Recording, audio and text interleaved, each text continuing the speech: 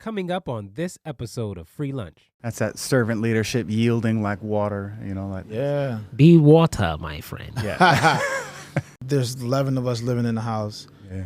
He dropped all his dreams to go work 3 jobs. And I knew then that was my nonverbal cue to get up, get the baby, and go take a hike. One is worried a little bit less about the title or the role of a leader and a little bit more about the people around you. Everybody's trying to be humble, Yeah. but no one's trying to be prideful because it's not hard. It's easy. Wow, I never easy. thought of that. I don't have to try to be arrogant. I don't have to It's be fairly easy. It's my nature. easy. If I have people that are like amazing around me, that means I'm comfortable with not being the best. I mean, leadership isn't a PowerPoint presentation. It's not linear, right? It's not like if I do this and then That's this it. and then this. Yeah. Like it's a relationship. It's Free Lunch Season 3 with a special thanks to our sponsors, Bullseye-LLC.com, Ready, Aim, Bullseye, where safety is our ammo, Gen1LLC.info, Generation 1 Logistics, taking pride in putting our carriers first and helping owner-operators get premium loads, stay organized, and increase profit, and ScarletOakCandleCo.com, the self-care experts. What's going on, everybody? It's your boy Freestyle Gospel, a.k.a. The Real Free, with another episode of Free Lunch. I have some awesome gentlemen here in the building today to chop it up on that special series we got going on, Humility and Leadership, guys. So far, we've had a leader in education, once a leader in team building, I believe. We've had a ministry leader come all the way an hour drive to come with us so far. And so my goal is to any of you listeners out there who may be leaders in your own industry, corporate, it doesn't really matter where you may be. If you have just a desire to, kind of just share your methodology, the idea and the way you approach leadership where you are and how you carry out humility, I'd love to hear from you. Love to have you on the show as well. So reach out. But without any further ado, let's give it up for my man Craig, and Chuck is in the building. That's it. What's up, y'all? What's going on? Bro? What's up? I like to just be as very colloquial and just regular as possible when it comes to like all these like titles and things that people like carry. So that's why I just introduce you guys to the show as just Craig and Chuck, but obviously they wouldn't be on this particular series if they were not leaders. And so we'll start with you, Chuck. With me first. You've been on the show before, so people are familiar with Chuck Hatchett. But just real quick, briefly, you don't have to give us your entire 16-page bio that we know you have. It's very, filled with stats and awesome things. But just briefly recap who you are, what it is you do. Yes, my name is Chuck Hatchett. I am a Christian father, as well as a husband. And I'm the owner of Heaven in Motion and One Nutrition. And I'm a speaker for USAO and the John Gordon Companies. Awesome. Thank you very much, Chuck. And we have Craig. Craig, what it is that you do? Who is Craig? My name is Craig Lennon, and I am a father and a husband and the Dean of Students at University of Bridgeport. Whoop, whoop. Awesome. Amazing. Everyone, ladies and gentlemen, my name is Frii. I'm also, since everybody throwing out there, married with kids thing. I'm a husband. I got we just had our 5th kid, 4 girls. Yeah. 4 sisters, Yeah, too. and I'm getting 0 sleep still in the middle of the night. Wow. Oh man, that is the one thing I did not really anticipate in this whole like new kid, thing. When me and the wife were discussing, hey, do we want to, have another? And it was like, oh, I'm like, yeah, I got that, And I, recently went, full-time entrepreneur. So I got time, to, have to you can save money on childcare and all that. And just nowhere in my just thinking of all this, I'm like, I may not be getting sleep at night. Oh, yeah. Yeah. Energy's a little different now after 5. Dude, like that part, because the kid before this kid was 13 years ago. Right. Like, Yeah, that was the last time. You're right. so I'm like, I'm not as young. I'm still a young man, but I don't have the energy that I could go off just 2 hours, 5 days a week before. Now it's like, With my oldest, I felt like I was in college again, like I was energized. I was up at 3 in the morning watching TV, like just chilling With him. your first kid? Yeah. And then I could watch football all day on Saturday. I had an excuse. I said, no, you go. I'll stay home and be a stay-at-home dad. And I did that for a couple years with my oldest. That's amazing. It was energizing. It was great. Yeah, that's it. I tell you one thing. My whole sports, and you have 3, right? Yeah, my sports career changed when the third one came. The second one came, I stopped doing sports, period. Oh, yeah. And then the third one came, I was like, I'm fighting the dad bod. I'm like, the dad bod? I looked in the mirror, I said, whoa, that can't happen. This cannot happen. So I'm like, I think you mean father figure. Come on. The father figure? The father figure. See, he didn't that. Look at that. I'm still in it. That's why he's the dean of students. Like that's the title of a book, bro. That's the father figure. We're not going after dad bod. We're going after father figure. I'm great at identifying book titles, by the way. It's all about branding. I've taken 3 book titles from his old podcast. Oh, yeah? I'm like, he doesn't know about it. He would have forgot he said that years ago. Yeah. Yeah. No, but I think, just on the subject, we attempt to, bring to the surface today, humility and leadership. I know for me, when I think of humility, I won't say it's really easy to immediately come up with like a finite definition. And me being like a visual person, an artist, a creative, I'm good with like visuals, right? So when I just hear the word humility, it's much easier for me to paint a picture rather than just give you a sentence, let's say. So when I just think of humility, I think of, even my role as a dad or, being a leader, obviously their father in that respect, and then humility. Yeah. I think of like the vulnerability I feel in being their dad in that vein as a leader. And that humbles me. And when I use that word in that sense, it means it makes me come face to face with the reality that I do not know everything. Yeah. And so to me, that's not a complete definition of humility, but it's definitely a big part when I define humility. It's being vulnerable, and coming into the realization that you do not know everything in whatever space you're carrying out your leadership.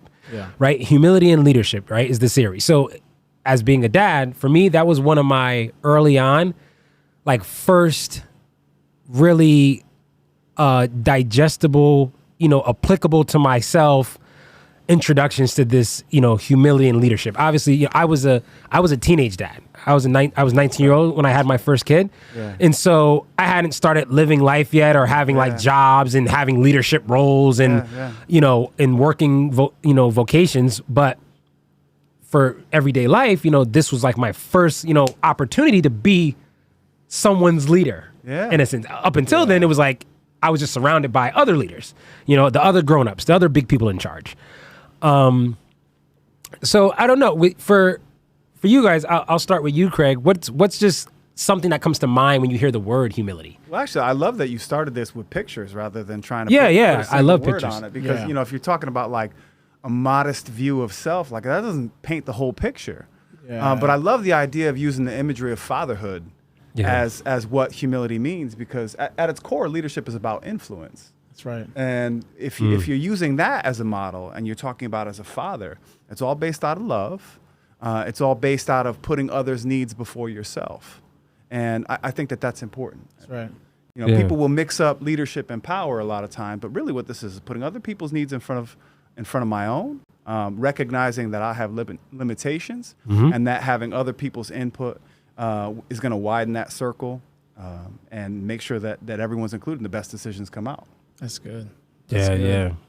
Chuck, that is good. What are you seeing or hearing when you hear that word humility? In the context of leadership. In the context of leadership, yes. I would say, I think I shared something a while ago about humility, but in this context, I think it's the ability to think less of yourself.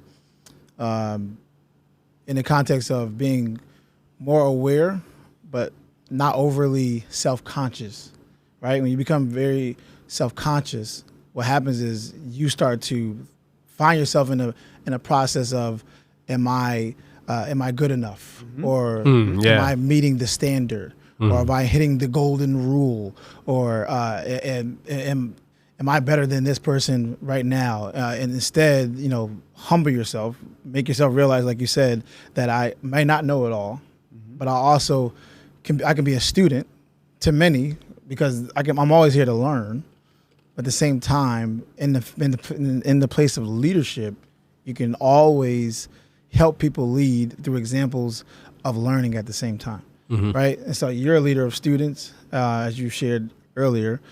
Students have a lot to offer, just like you have a lot to offer to help your students become all that they need to be. Right. But you can sit there and listen and learn in order to help them at the same time. Yeah, it's about a recognition of the talents that other people bring to the table. For sure. And it's not a question of confidence. Well, recognition. I like that word. Yeah. Recognition of other talents. Yeah. Wow.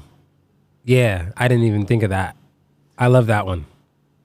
Well, if you accept that everyone in the room is bringing something to the table as a leader, whether it's the people you're leading or whether your colleagues at a certain level, understanding that they have life experiences and qualities that are going to make their input valuable to the group. Yeah. And understanding that, I mean, we'll talk with students all the time and say, you have to look around the room and remember that you're going to learn just as much from the people sitting next to you in the classroom as you are from the teacher.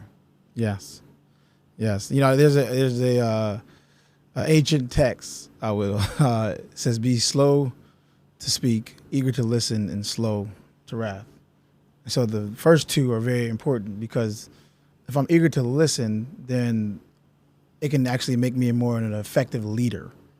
Because I'm leading you, and in order to lead you well, I need to know more about you, need to know more of where you are going, need to know more of how I can help you get there, right? And so I need to be slow to speak and eager to listen. And then in the midst of that, I can actually answer and lead you into the right direction based off of what I heard and based off of my ability to keep my mouth shut and just learn for a moment at the same time.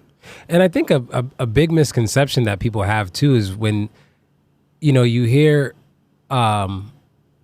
humility, I think it gets mixed up with weak or incapable and things like that, right? But what it really is, and that's why I love that word you use, is recognition. It's simply recognizing that I'm not the only capable. Yeah. That I'm not the only one with strength. It's not being able to recognize that I do have strength. I am capable, but being able to recognize and position, right? And that's the leadership part, right? Because you can just simply be humble, but not have the leader piece, right? So it's humility in leadership. How can I be both humble and a leader? Because there are people who are those two things separately. There are people who are great leaders, but they're not humble. Yeah. There's people who are amazingly humble, but they're not leaders. Yeah. And they would even say themselves they're not even capable of being leaders. They don't have those other pieces. And I think what's tricky is some of the things that I think might be mildly required to be good leaders or great leaders could also be sort of like a double-edged sword, and sometimes be the thing that could sort of be like the Achilles heel to trying to be humble as well. So it's like this fine balance that you have to kind of you have to walk. But I think you mentioned it off air, Craig, earlier about the other people around you, like being able to check you in that way, right? Oh yeah. You know what I mean? Like, so even though it's like that double-edged sword, like kind of thing, like, all those other things that make you a great leader, you surround yourself with the company of, usually leaders surround themselves with other leaders. Yeah. And, they're people who, all right, Craig, like we know you're awesome. Guess what? I'm awesome too. Yeah. So let me help you pump your brakes. All right. Big time. And so, I think that's the kind of the thing to help quell that, dangerous line of going over past the point of using the things that make me a great leader to the end where I'm not able to carry out this leadership in humility. Yeah. By who I surround myself with. What are some of the things you're noticing you pull on that actually help you? Well, I try to surround myself. If we're talking about building an organization or an institution, you try to surround yourself with people who don't think like you, and sometimes that feels counterintuitive because you're interviewing someone or you're talking to someone and you say, no, we don't see eye to eye. And I think that can be really healthy Yeah. Because you're going to see things or perspectives that I don't. You know, my natural recognition is to gravitate towards this kind of person or towards this kind of activity. And the other person is saying, I don't know, like think about it from this perspective. And so some of my best colleagues, you know, are people who challenge me on the regular and say, really? You know, think about that for a second. And I go, that's good. That's got to be like tense sometimes, no? Like, well, and it's funny because I think as a younger leader, as someone who tried to put themselves in leadership positions, I felt like you had to speak up and you had to, you know, be direct, and you know, you were going to be right more often than not. And the older I get, I listen more. I keep my mouth shut, and I apologize because I'm wrong all the time. I apologize. I spent a lot of time apologizing. I spent a lot more time apologizing in a senior leadership role than I ever did as an entry-level person. And I wish I could go How back does and that happen? Got no choice. Well, I think it speaks to what we're talking about. So. Got no choice. You know, and I like the fact that your more senior level you know, coworkers, they work with you, you know, they challenge you more, but not in a negative sense. You know, I don't know if y'all remember the saying, they said, show me your friends and I can guess your checkbook. But I think it should go even farther where it says, show me your friends and then I can see how humble you really are. Yeah. Yeah. If I don't have amazing men like you around me, then am I really humble? Yeah, yeah. I'm surrounding myself around people that are nowhere near my level, winky finger. But if I have people that are like amazing around me, that means I'm comfortable with not being the best. It's a level of comfortability. Yeah. I think that's it's all pointing back still to that recognition piece. And I think when you recognize, either two things happen. When you recognize another, you know, high level athlete in the room, you know, Chuck used to be an athlete. Yeah. When you recognize another high level, you know, education leader, when you, one of two things happen. One, either you become intimidated or you get excited. Right. And so I think, you know, for you, Craig, you have an institution of higher learning, which is characteristic of tons of great minds. It would be foolish of you to think you're going to have any people on your team that are not going to be equally as intelligent as you, or if not more.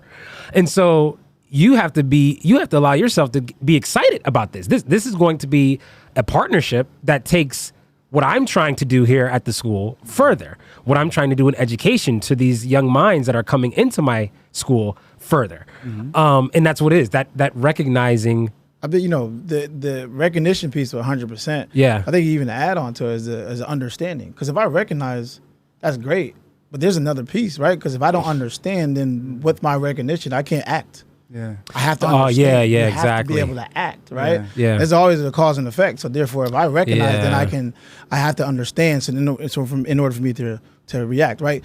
And so you go back to the athletic piece, right? Yeah. So if I'm the head coach of a team, I must recognize my players, who they are, where they are at, but also understand who I am and what I am called to do. Mm-hmm.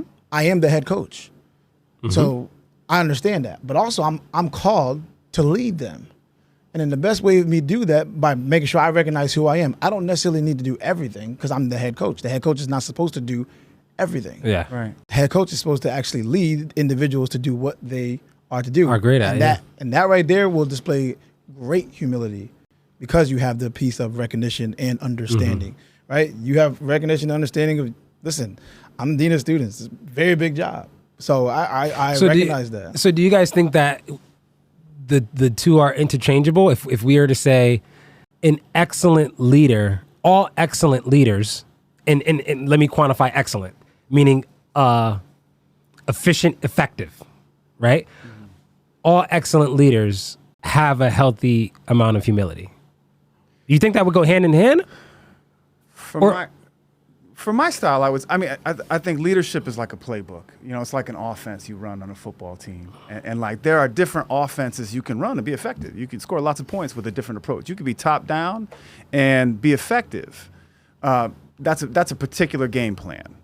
I think with humility and leadership, you know, there's certain things that you get out of it that you might not out of a top down. You know, you're going to have people, I think the growth, and we keep using the word recognition, but if you understand the skills that people bring to the table and their weaknesses, then you can help build on that. You can help them grow into addressing some of those things. And certainly with my colleagues that we've worked side by side, we've been able to impact each other so that our skills evolve together. But for me, leadership is a little bit like a playbook. You're another leadership. No, I totally agree with that. And I'm trying to remember. I'm sure Chuck appreciates the playbook analogy. Yeah. He's a big sports guy too. I'm trying to keep the sports analogies down for our listeners. Yeah, I don't talk about sports often, but it's cool. It's cool. I just don't remember the name of the author, but I was introduced to this by a mentor of mine. It's called the 5-level leader. If I can remember all of the levels, can't really remember all of them, but I do know that a level 5 leader, which is like the highest level, they have strong resolve, extreme amounts of humility, and like high levels of effectiveness. And I don't remember the other two. Yeah. And I'm like, wow. But you can say, that they both can go synonymous, but we can look at our dangerous leaders. Hitler. Yeah. He was extremely effective. Yeah. Wow. I didn't even think of that. Wow. And he almost destroyed the whole world. Yeah. So, that was a different approach, like you said, Charismatic leadership with the influence. I mean, real strong amounts of influence. Very, very influential, right? And he, to the point where he convinced people to think like, you know what? These people, we don't like them. So what is there to gain? Like right? So the way I initially thought it and posed the question to Craig, right? Yeah. In my head, I was like, yeah, that would be the perfect way to convince other leaders who are not humble. Hey, if you want to be an excellent leader, try this. But to your point, Chuck, you just pointed out, well, hey, the other argument, is like, no, I don't got to be humble. Look at this leader in history, right? Yeah. So you mentioned, Craig, there being, or hinted at there being some other takeaway though, when deciding to be humble in leadership and humility in leadership. So what could we say to the leader who isn't humble that you take away as an experience in being humble in leadership? What could we say to the leader who isn't humble to convince them to go, hey, this might be what you want to try because you get to leave with this. We both can do it our own way and leave with the W. But over here and doing it, running the play this way, you leave with just not only the W, but blank. If you look at what leadership is, if we're going to try and define leadership and what it is, you're looking, we could probably argue this too, but, a person influences a group of people to achieve a goal. Something like that. For sure. Right. We could settle on something like that. And, the goal is kind of the bottom line for some of these. If you have a top down, you're going to hit your numbers. You're going to make money on that. But some of it is going to be, to what extent do the people, are they united behind that vision? Are they just working? Do they play a role in it? Are they engaged? I love that. Are they, appreciated? And I think that you can't just bypass those who are influenced in leadership. Yeah. And, and just in favor of the goal. And so that's why, for me, like, are you in inspiring other leaders? Yeah. Are you gonna? Yeah. That's that part too. You just want to help people. You want to get the next people to realize that they could step up and have that kind of influence on other people. For sure. I think, like you said in the beginning, leadership in its essence is influence in the first place. But like you said, how do you get a leader to realize that to be a strong leader, you must have humility, right? Yeah. Great leadership without humility gives you W's, right? Both of y'all get W's. Yeah. But if you want to get a championship, you have to have that. Just because you have a W doesn't mean you won the championship. Yeah. The championship is what you want. Right? Everyone wants a championship. Yeah. Everyone wants to win, but everyone really wants the championship. Mm-hmm. And so I must be a strong leader, but also have strong humility, like you said. And so humility, I need to be willing to say, hey, I'm not good at doing this, but I know who is. And I'm going to elevate them to the place where they realize that they are so great, and I can sit back and just praise them for what they have done. But that reminds me of the another conversation we had, Chuck, in the past about leaders who have to contend with sort of dynamic employees or people on their team. Yeah.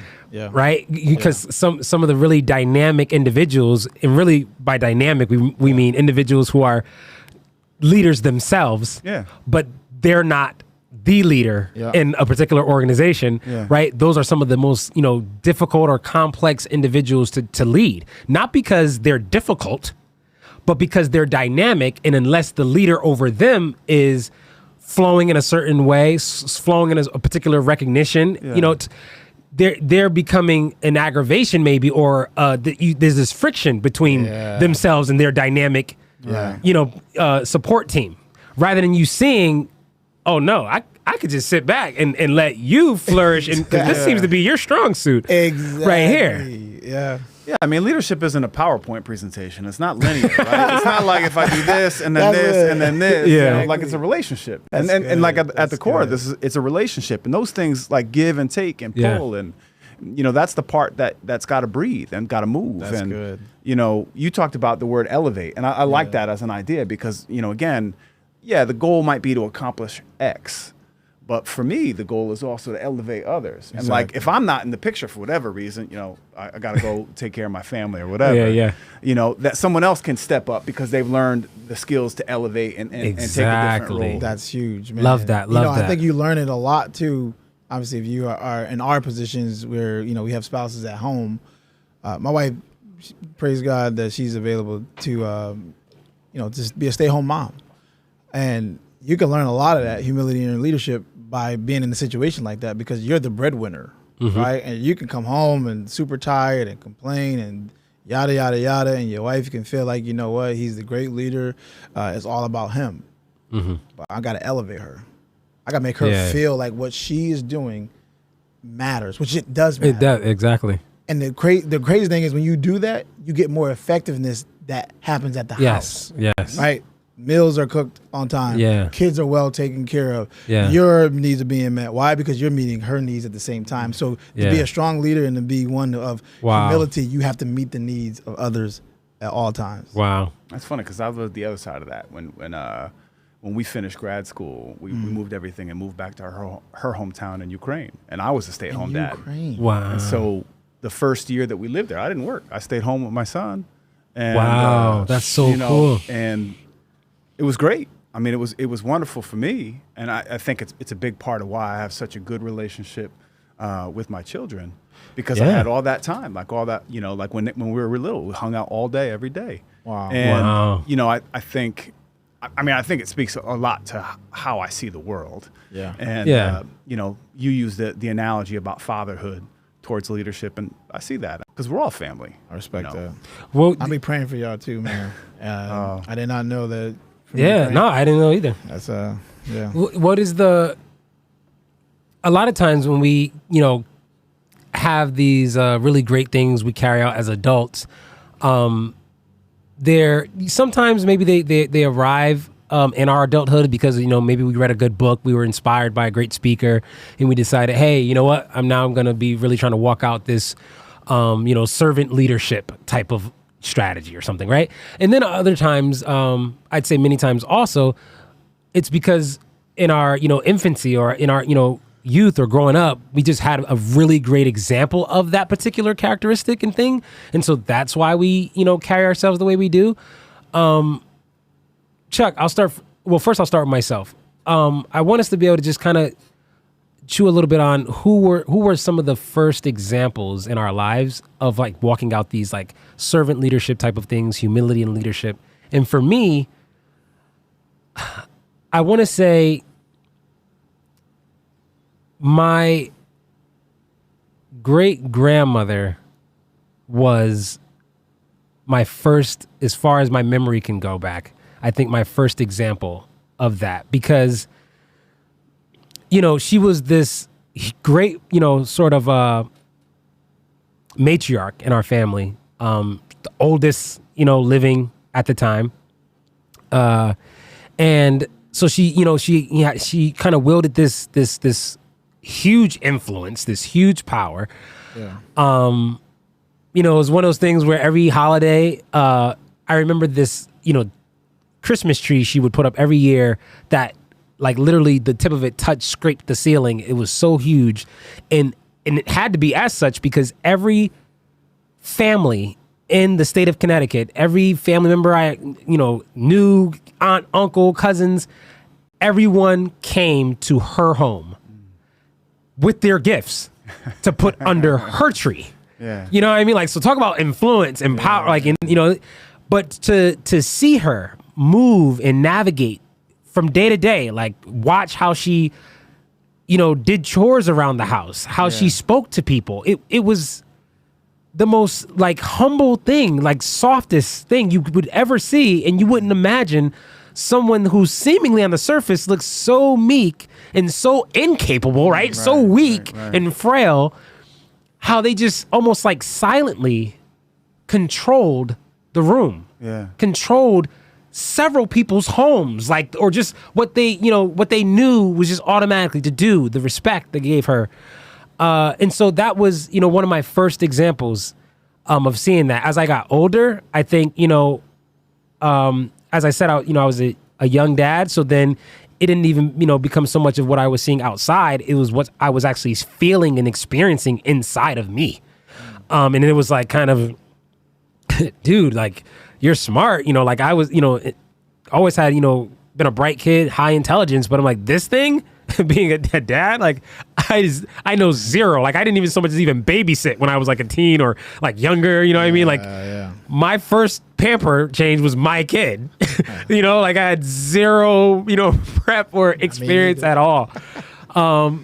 So like for you, Craig, like what was like some of the first examples for you to like see that? I think the easy answer for me is my father.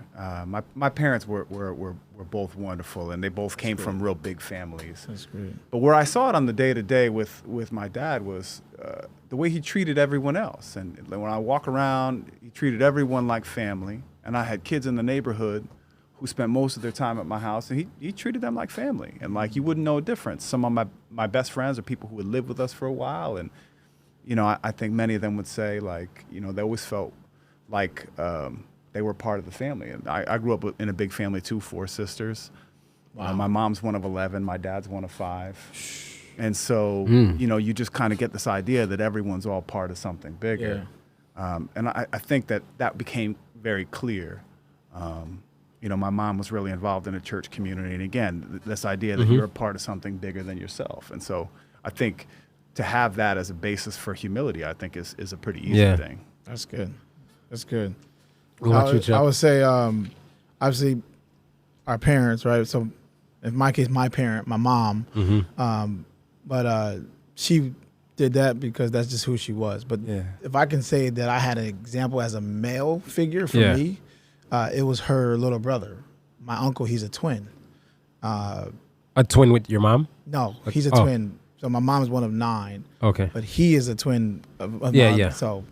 And they're the second oldest, them two. Okay. But him, in particular, his name is Glenn. This man is very, very amazing. I'm talking about my grandma has only an 8th grade education at that time. My mom was actually helping the family.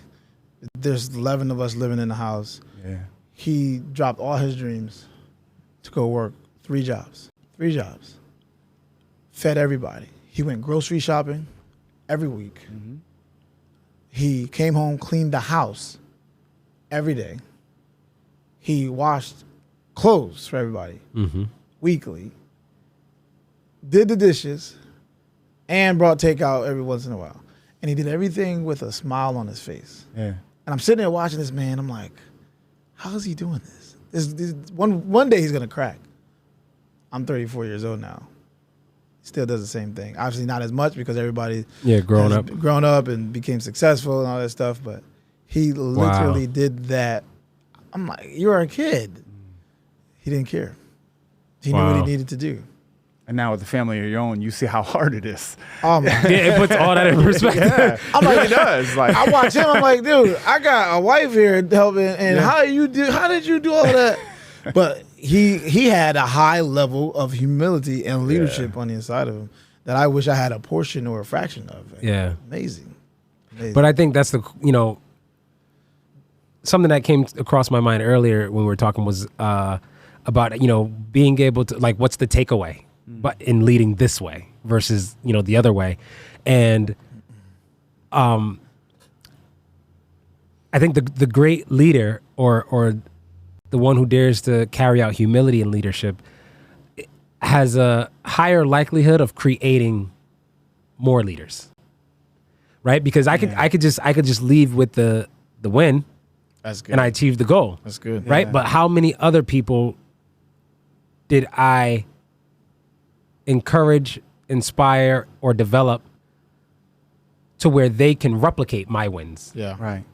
Or if not do more. Yeah. Right.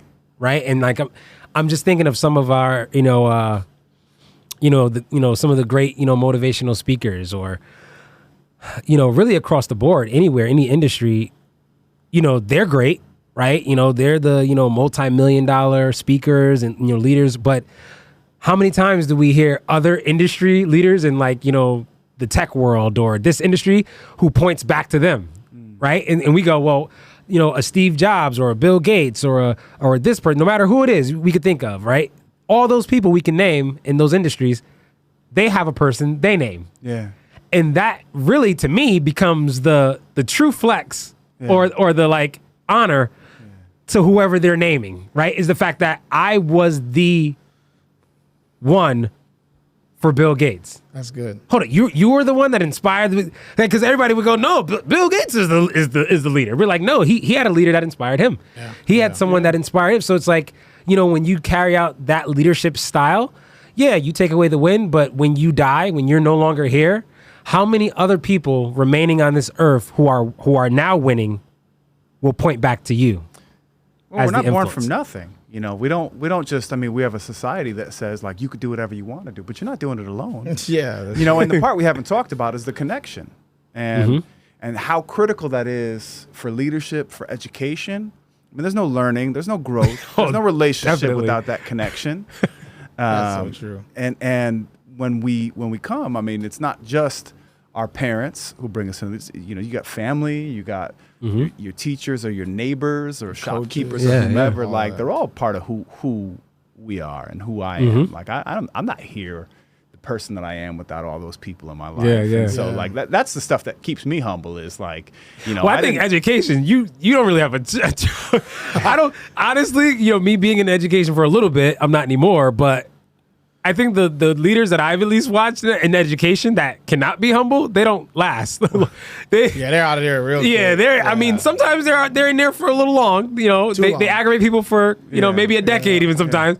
But eventually it's they subside and I think because it's education. It's by nature a space that draws other thinkers and intelligent people to it. Right. So you can't expect to be, I'm the ish. I'm the it guy. Make sure all of you little Indians line like, no, chances are, your assistant dean or your, vice president this or whatever is also highly intelligent, dynamic of a person, and you need to be able to have that relationship. You need to be able to navigate those rooms in a way that has the long term in mind. For higher education especially, right? Because you're actually positioned in higher education versus, let's say, elementary, middle school, or high school. It's more of the expectation at higher ed, at the college university level, for part of the core goals, intentional, purposeful goals to create other leaders.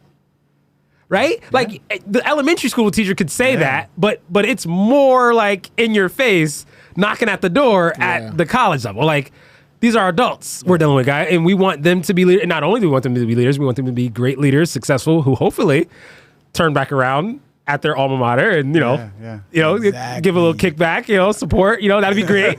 Keep the vision going, so you can't afford not to be, Greg. That's my take. I don't think none of us can afford not to be. Yeah. Because if we did that to our children, guess what? Guess who they're going to be living with when they're 25 years old? You.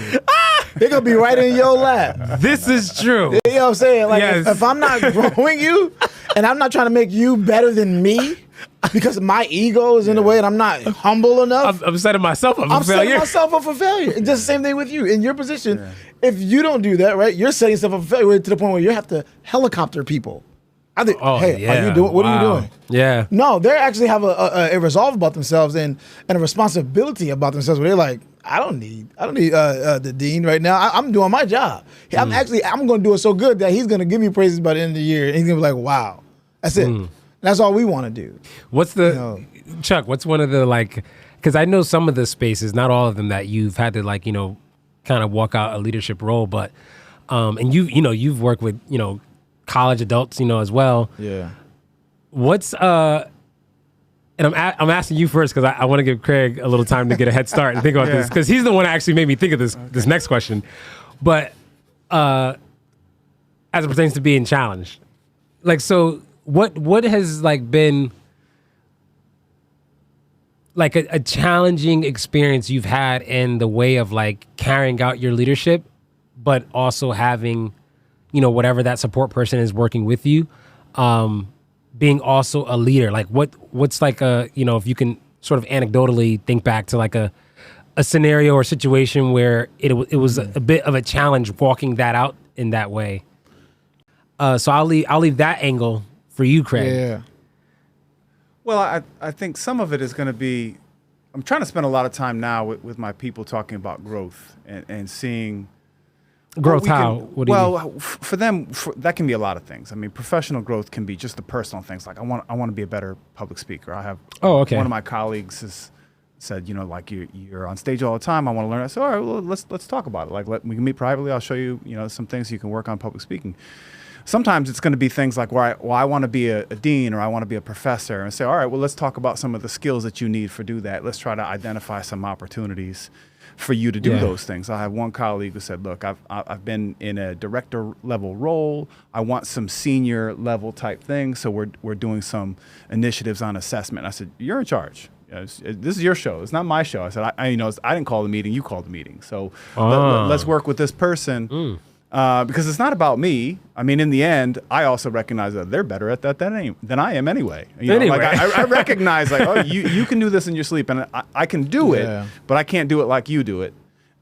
Plus, this gives them a professional opportunity, and I'm not going to stand in someone's way if they get a better opportunity or something like that. You want to build people up that they want to stay with you, not because they can't go anywhere because they don't have the skills to. You build up their skills, then they grow. People are encouraged by that because they're going to have an opportunity.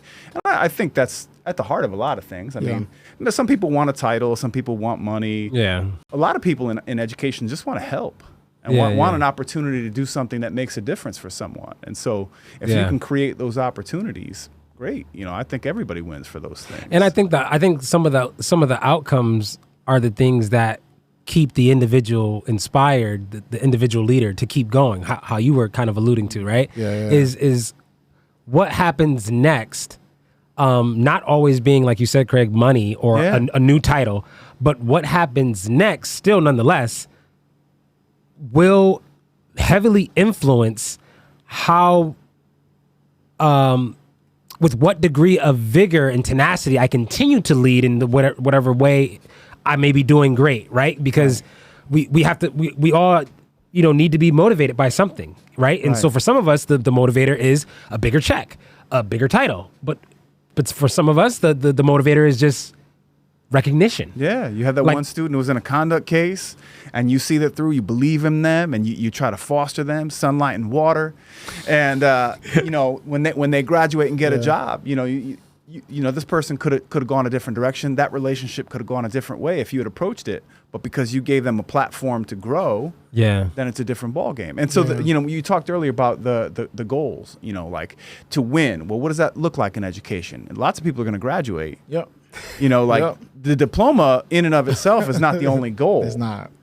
So creating those experiences. And so, there'll be students that graduate every year, but then what are the goals of the university? What are the goals of the individual people? Yeah.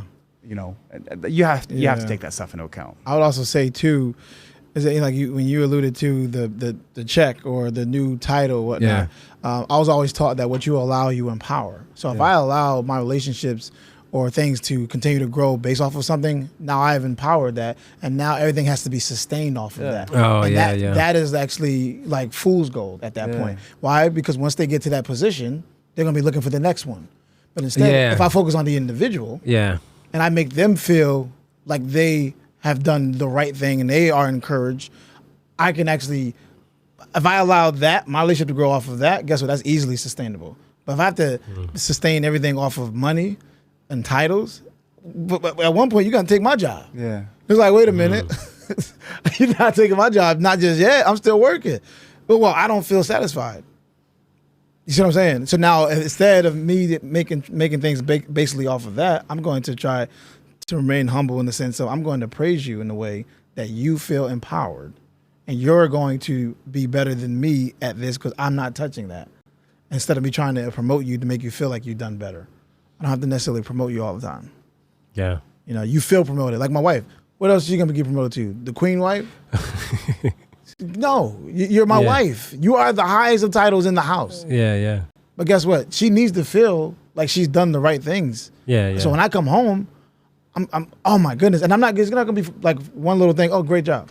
I'm harping on it for the whole night. Yeah. She's like, oh, but gotta be I did that. Yeah, but it's not even fake. It's genuine. Yeah. I genuinely want her to feel inspired and empowered. Mm-hmm. Right? Like you did that, and then there's something that I've done before. I'm like, you did it way better than me, which is the truth.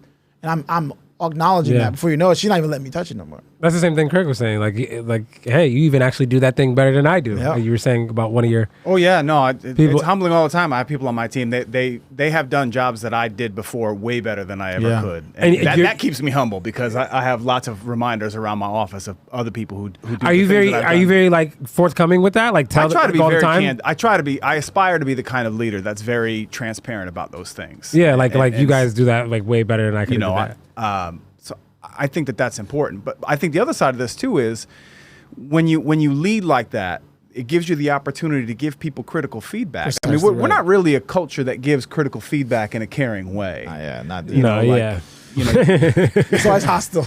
You know, it's always hostile, or you might be encouraged to like say, well, oh yeah, great job, and you know that's not really the case. That's very true. So if you can foster the kind of culture where, well, if I'm admitting fault all the time, you know, that we can talk about that you'll see that I'll put myself to the sword. Yeah. That when it's time to come and talk about some of the things, all right, look, Chuck, we got to talk. Like, you know. Yeah. And those conversations, I think, They're received better. can be received better if you have that kind of culture. Yeah. It's their approach too. That's their approach. I'm like, hey, you know, Craig called me in the office today, guys, but he's always calling himself trash. So, you know, the fact that he called me trash today really is no big deal. Well, it's not like I have it all figred out, but yeah, I mean, you know, I love that though. You know, in a nutshell, that's really what you're saying. You know, I'm not afraid to call myself out or expose that I have room to grow or I could do things better. So, hey, the more so, you know, I need to be able to have all of us on deck, you know, so to speak, be able to receive that same, you know, criticism that I first apportion to myself, you know, right? You know, said another way in other circles, it's, you know, being the first partaker, right? Like, you know, when people have great revelation and then the first thing they want to do is run out and tell someone else now what to do with themselves because they got this revelation. Yeah. Or are you going to be the first partaker? Yeah. Are you going to get this great revelation, first fix yourself? Yeah. And then, you know, right, like kind of get the log out of your eye before the splinter in your brother's eye. Yeah, that's right. You know? Yeah. That's good. Yeah. That's good. Nah, I love it. You know, I find myself in a period of self-reflection right now where I'm spending a lot more time being like trying to look inwardly and take care of, you know, the things taken in my own eye. Yeah. Before I can point out other people. And, you know, we're talking about humility. I don't want it to be confused with feeling like proud or with your confidence or anything like that. I mean, it's not the same thing. No, you know, and yeah, this is not something that should be because, you know, confidence and competence don't always line up, you know, either. That's maybe a whole separate discussion altogether. Absolutely. Yeah. Confidence and look, yeah, now you got my brain thinking. Yeah, that is a whole nother episode. We'll be here for a whole nother 2 hours. I'm gonna have to bring Chuck back on that one. Oh maybe. man. And the basis of power when we're talking about grandma power and how she can bring everyone together, despite the frame. That invisible power. Jeesh. I wonder I wonder what Webster's definition of humility or humble is. Let's pull it up for a second. That's a good question. Yeah. Even because all we could come up with was pictures and imagery. Like Siri, what is let's see, right? Siri, what is the definition of modest humility? view of self or something like that? Yeah, something of that nature. Humility. This is make sure we give Merriam-Webster credit. Yeah. Freedom from pride or arrogance. The quality or state of being humble. I like that freedom piece. Yeah. Because in a way, I think I was looking at humility as like an action. Mm-hmm. But it's more like the liberation and freedom from these other two things, like pride and arrogance that could trip you up. and make you immobile, right? So in a sense, humility is not the action. Humility is the status required to move in upward action most efficient and effectively. Yeah. And the things to that motion, the things that can be hurdles to that motion are pride, are arrogance. And so if you can have humility as the origin status, right? It's the freedom from those two. And so now it's almost like kinetic energy, right? So how in the beginning we said there's a difference between there's leaders who could be leaders but not humble. There's people who could be humble but not leaders. Right? Because humility is sort of just this kinetic energy. It's the thing that or is it kinetic energy? Is the thing that can become, that can begin to transfer. Yeah, right? And so that's really what it is. Well, so then if it can be transferred, then can you teach humility? Like, is that something you can learn or be taught? 100%. So based off of that definition, it's just something just lit off in my head, right? It says freedom from pride, right? And so you look at that word "from," it's a very strong word that's added into that definition. That would mean that you already are in, or that's a part of, because it's freedom from. So that means that everyone is of pride, because I need to be free from what? My own pride. So therefore, humility is not necessarily a trait of us. It's something that we have to practice in order to become. It's not our own trait. It's not even, and it's the truth, right? Yeah. Why would the dictionary? I mean, that's not the end all tell all, but if that's what we are going by, it's telling us it's freedom from. So I already have acquired a characteristic that I don't. That's not desirable, which is a prideful characteristic. So I sort of this like baseline measure of arrarrogance and pride that exists in everybody. Everybody's trying to be humble, but no one's trying to be prideful because it's not hard.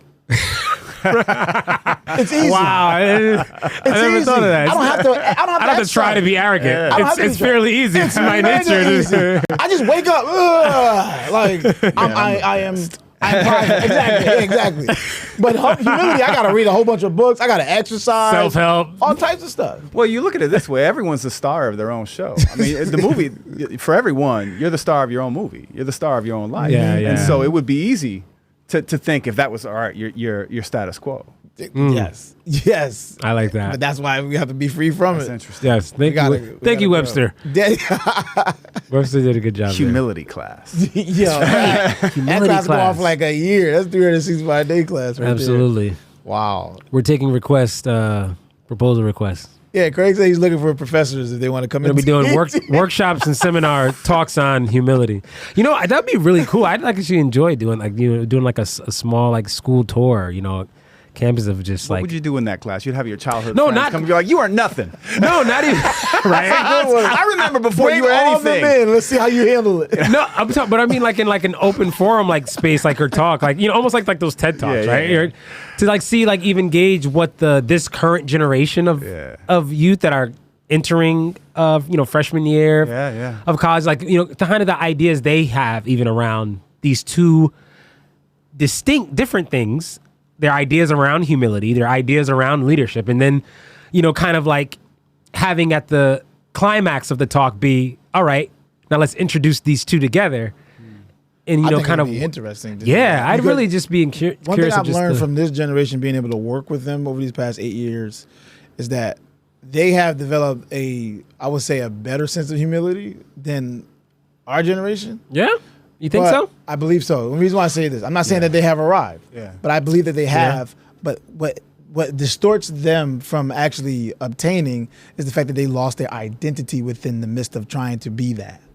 So they're not individuals that live in their own identity, but instead they're actually searching for their own identity within others or things. Oh, yeah. Where with our generation, we knew our own identity, but we also carried a lot of arrogance and pride over the years. And that's that. I mean, I think if you ask people, if you get a room full of people and you say, what does leadership look like?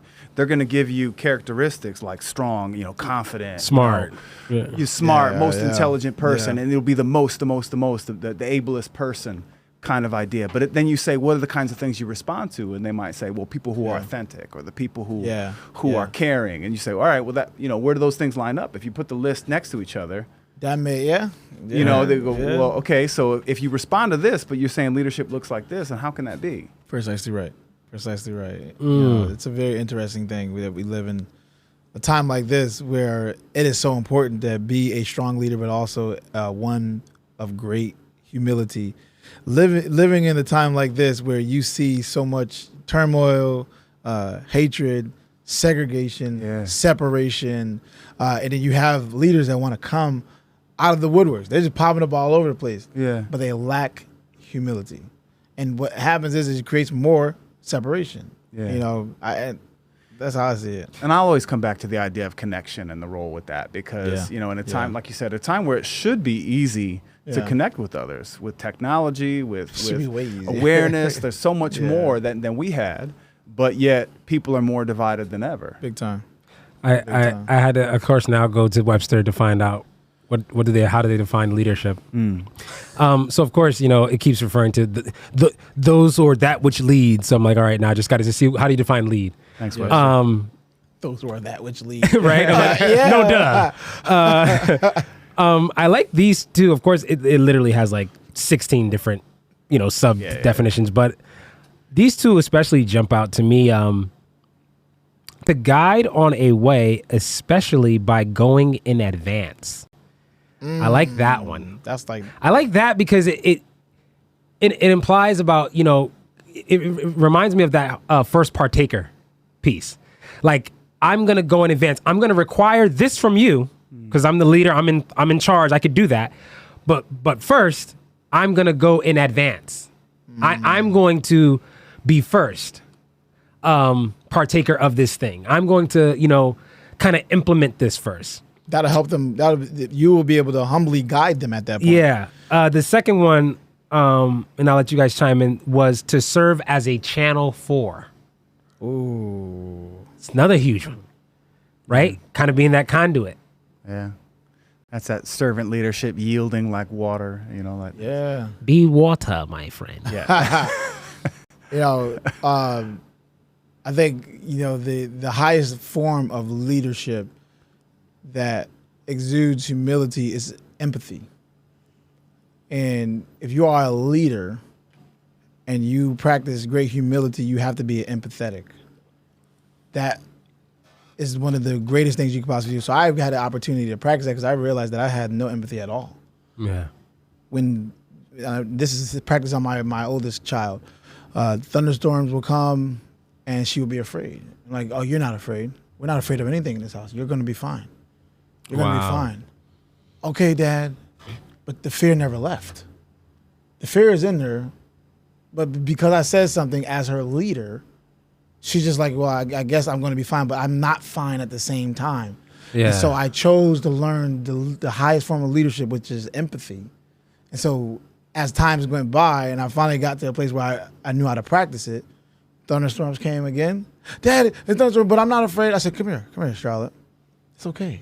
Really? It's okay to be afraid? Started explaining to her. You know, Daddy was afraid before of thunderstorms. Really? Her eyes got like lit up. And before you know it, we're having the whole conversation while I was just rumbling like they playing bowling up there, right? Yeah. And she just like, Dad, you were afraid? When were you afraid? So he's naming the age and the time. Yeah. And before you know it, she's not afraid anymore. Now, she teaches her sisters that. She's like, Look at that. You creating another awesome leader right there. because of empathy. Look at that. And you're able to do that. Why? Because you're like, listen, I've been where you are at. And I get it. And I understand. I'm not trying to give you the answer. But I just want to share something with you that I experienced that too. Yeah. But I want you to know that the grass is greener on the other side. Yeah. I mean, it's nice to have a spot, you know, to recognize that you have a place where you have an opportunity to do that. And I think that most people have those opportunities in their lives. They might not realize it. I'm blessed to have a position where I get to do that, you know, for work and like I love it. But, you know, a lot of people don't recognize that they have that opportunity to do with their own children or with the people that are close in their lives. Yeah, and, you know, you don't see those relationships as an opportunity to help elevate others. And you know, that's the kind of connection that I think the world needs a little bit more of. Yeah. Awesome.